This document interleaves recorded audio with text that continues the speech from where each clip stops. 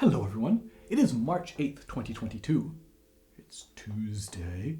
It's Harp Tuesday! Welcome to this week's episode. So today is International Women's Day, and I thought what better than to feature a piece by Henriette Renié, an amazing harpist and composer. She was really a trailblazer, not only, of course, as a woman in her time, being primarily a performer and a composer, but also for the harp. She helped sort of bring the harp out of the salon and show its possibilities as a very serious solo instrument. She wrote these amazing pieces. Layne, for example, is still probably one of the most difficult pieces ever written for harp, but it works because, of course, she was a harpist, and it's just this amazing piece of music and some amazing, very French compositions. And of course, she was also very influential as a teacher as well, hugely influential as a teacher. And so I've put some links to more about her and her life. You can check those out in the video description down below. And today I'm going to feature her piece, Au Bord Du Ruisseau, on the banks of the river or by the stream. This piece that attempts to capture, I think, that idea of a stream gently flowing by. And it's fairly short, just 2 pages. It's easy in as much as any of her pieces are easy. And it's beautiful. It's beautiful. So let's talk about it. I did a music video of it. You can check that out if you want to hear the whole thing, get a sense of how it sounds. But let's look through here and talk about this. It starts with this lovely motif in the right hand that's obviously the water running along. And so the interesting thing about this, right, is that we are replacing on the strings, but we also want it to be very legato, to have this very watery sound. So we certainly don't want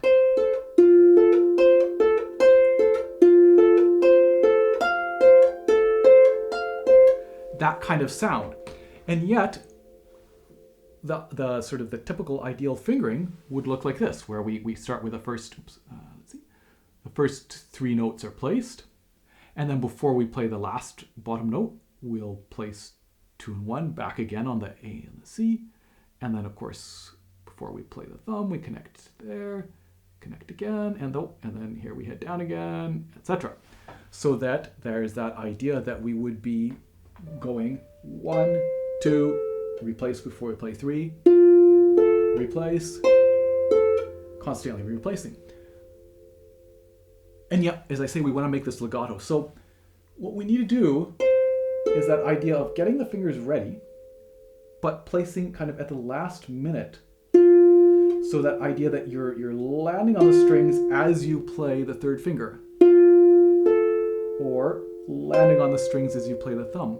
And I filmed some slow motion footage, and you can see that that thumb also lags a little bit behind the 2nd finger on the way up.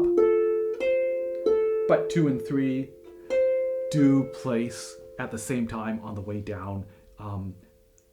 And you can see that 2 on the way up and 2 and 3 are placing before I play that bottom or top note, but at the last minute. And so that is what enables us to have this kind of sound,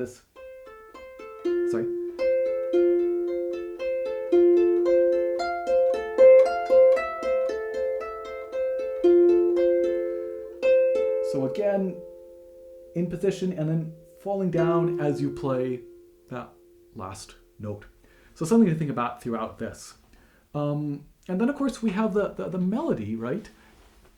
Down here in the left hand. And that's also, in this case, doubled in the right hand.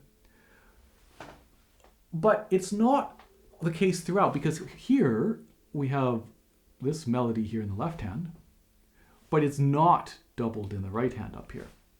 And so, to me, I bring out this left hand. I focus on the left hand.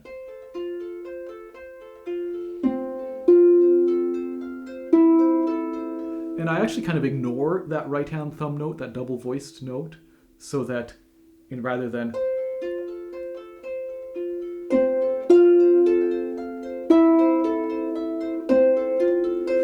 And maybe I shouldn't. Maybe I should do more of that. But I want to really bring out the left hand, and as I say later on,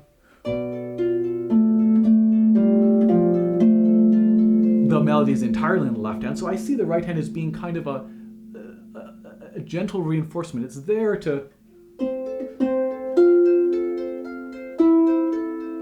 help us kind of double that and hear that. But I'd rather focus on that left hand and not do much with the thumb, because the danger is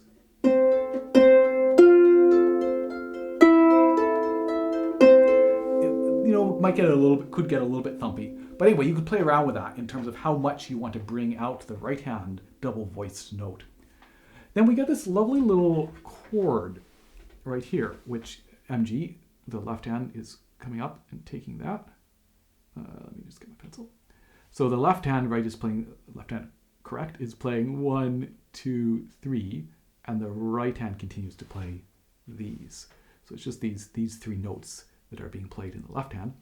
And just to clarify, I guess, the timing of that. So the right hand's going, and we're going to go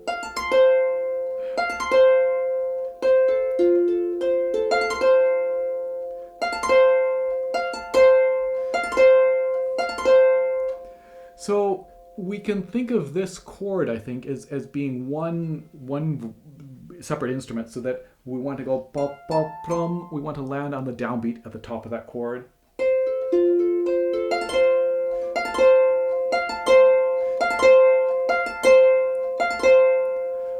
Rather than starting the chord with the right thumb, because that's gonna interfere with it. So if some other instrument were playing this,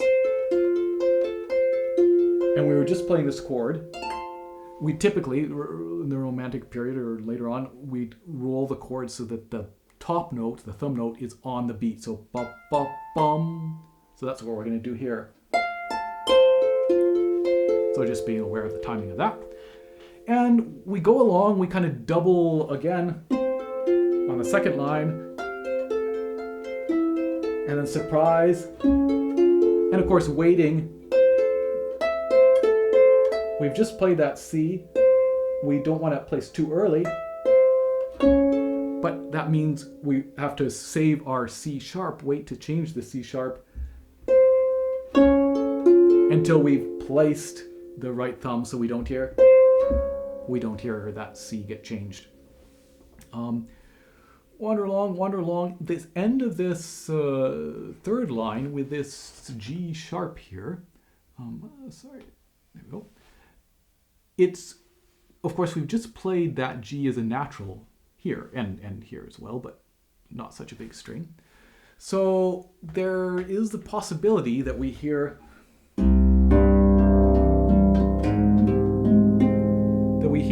that G get changed. A couple things to think about. Of course, if we don't play this too loudly, that will help. If we wait to change as we play this C, then the sound of that C getting played covers up the G a little bit. But we can also do a little bit of a, whether just this muffle or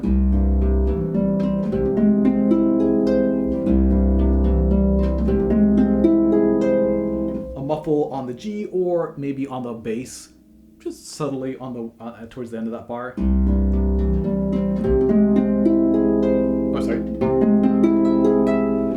Now, I also had a student who ended up doing this as an A flat, which is the same sound, right? So it's maybe a slightly less comfortable shape. And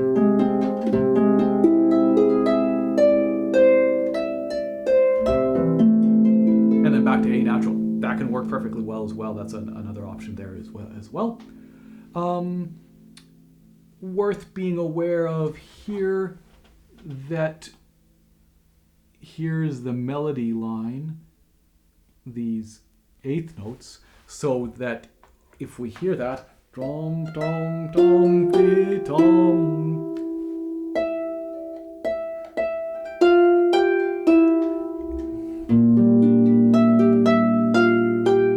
that to maybe bring this down a little bit and this up. Bring that thumb up, or make sure we hear this E instead of that. Maybe more.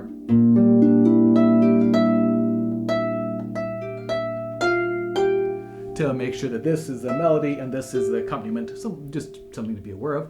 And then this next bar is kind of interesting because this left hand bit is tailing off. It's the end of a phrase. So we're kind of getting softer and maybe a little bit slower. And yet this A here is the beginning of a new phrase. And of course they come at the same time. The left hand finishes and the right hand starts at the same time there, so that this A can be quite soft, but this we want to hear that as a pickup. It's even accented, right? There's even an accent marking on it. And that can always be a little bit interesting to play one hand louder than the other, right? It's much easier if they're both loud or both soft, but we want to tail away with the left hand.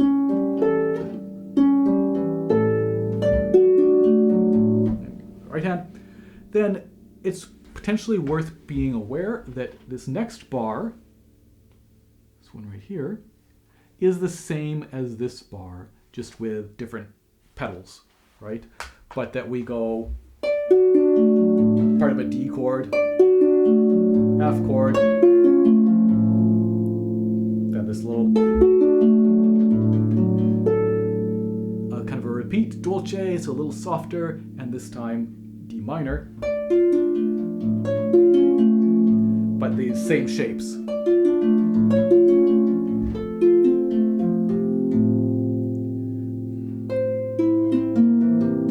You could certainly, by the way, there's some opportunities here to take notes in different hands if this feels easier to go rather than this big stretch in the left hand. But yeah, there's quite a few big stretches throughout this.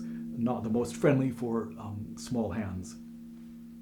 And then we get a reprieve of the beginning, but this time with harmonics.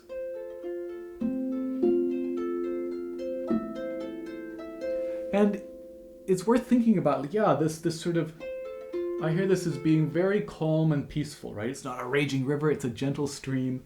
And finding that balance of movement without it being frantic. So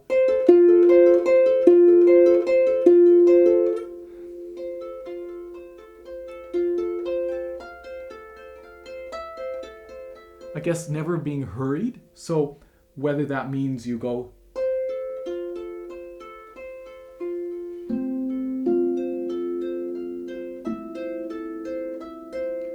again, I think it's possible to play it fairly fast if you want.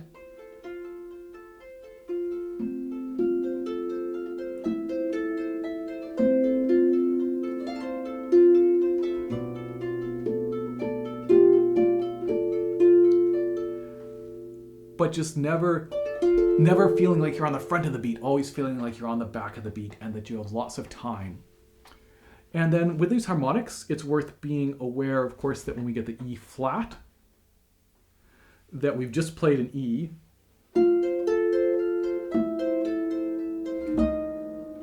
So if we got a good E, the E flat on the open string is going to be just a little bit higher, just being aware of that shift up. And then this, it's worth being aware of this little bit, because when the left hand comes up to find this F chord, sorry, my pencils. It's the only time where the right hand is playing the E right underneath that. So ideally, we try to get there as quickly as possible so that we don't interfere with the right thumb and we don't get any buzz or anything.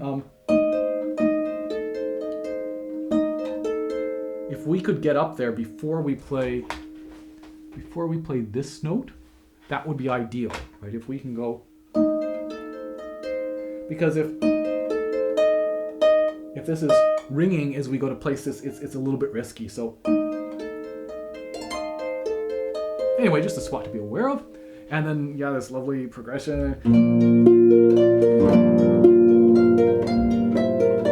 This is fun. So the bottom stays the same, right? We always have this F, B on the bottom. And it's the thumb that works its way down. So maybe a feeling of oscillation, if that's helpful, or just a feeling that this shape stays locked in. And actually, this next bar is kind of interesting just in terms of the fingering and sort of a typical way we would finger it. So this shape, this next shape, would normally be fingered 1, 3, 4, 1, right? So it's an octave, 1 and 4, and then when we have this third up from the bottom, to have that be 3. But the very next shape, even though the first two notes are the same, we would actually typically switch to 2 and 4, and that's because it's actually quite challenging at this stretch, this ninth. It's a little, I don't know, quite challenging, but it's a little awkward to have 3 and 4 on the bottom, and it actually feels better to have 2 and 4, even though it's the same 6 that we had a 3 the first time. But again, I mean, totally up to you, right, in terms of what feels good for your hand. Your mileage may vary. I guess it's also worth pointing out that this tie is a tie to the melody line, the top note, right, that voicing. But you can see here, we also have that C as part of these 16th notes, and it's not tied there, right, which would be something like this, because the last time we played it, sorry, let me get rid of some of this stuff. The last time we played it as a 16th note was right here, so it's not tied like that, which means that we do play it, it's just not part of the melody. So the melody goes, we've gone ding, dum, dum, dum. That's it for the melody, right? Until the last note of the bar. But so don't bring out that thumb note. For this one, unless we want to like subtly bring it out to have it be the tie that is still lasting. I don't know. But anyway, we do play that. It is a constant stream of 16th notes there. Then we get some lovely chords and progressions. Same chord, now with an E flat.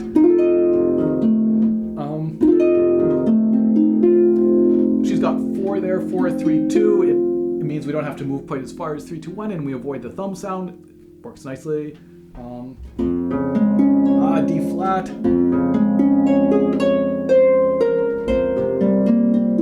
And that same D chord shape, like spread out D chord shape, up an octave from here up to here, and with of course natural, so now it's D minor instead of D flat major.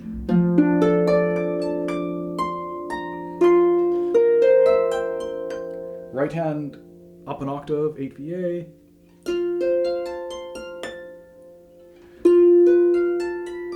And dom dim, there's the melody. And then one last time.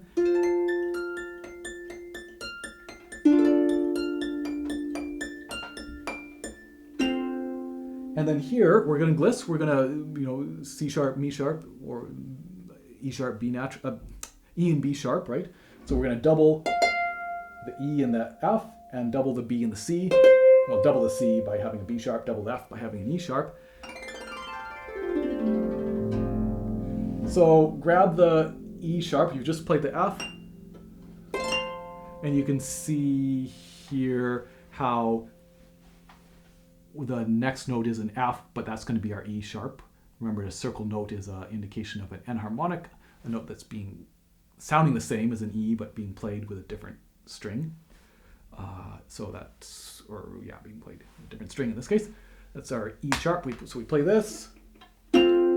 Put our thumb on the E, gliss down.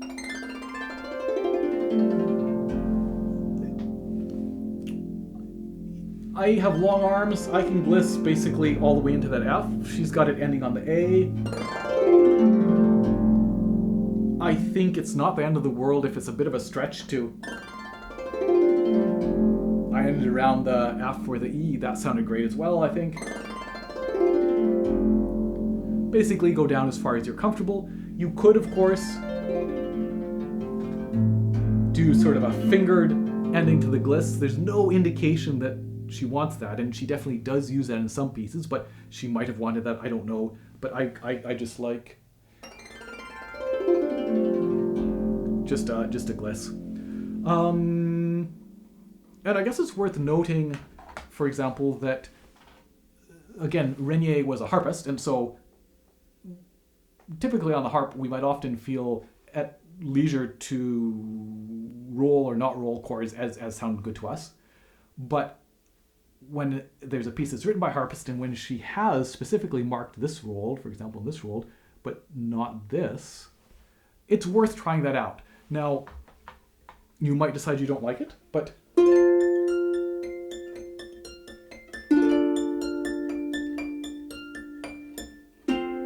I think it sounds kind of nice, solid. Now, of course, I didn't, like, I rolled this chord, even though it's not marked rolled, and this one is, and I rolled this big chord here, for example. So, again, it's also, you're the one performing it, right? But it's certainly worth trying anytime you're playing a piece that's written by a harpist, and there are chords specifically marked rolled and some then not. There's a chance that maybe they're not marked rolled because the composer wanted them to be solid. So worth trying. So I think that's all I have to say about this one. A beautiful piece. I certainly encourage you to take a look at it if you haven't already and you have a pedal harp. And hope you enjoy that. I will see you in 2 weeks for another episode of Harp Tuesday. Cheers.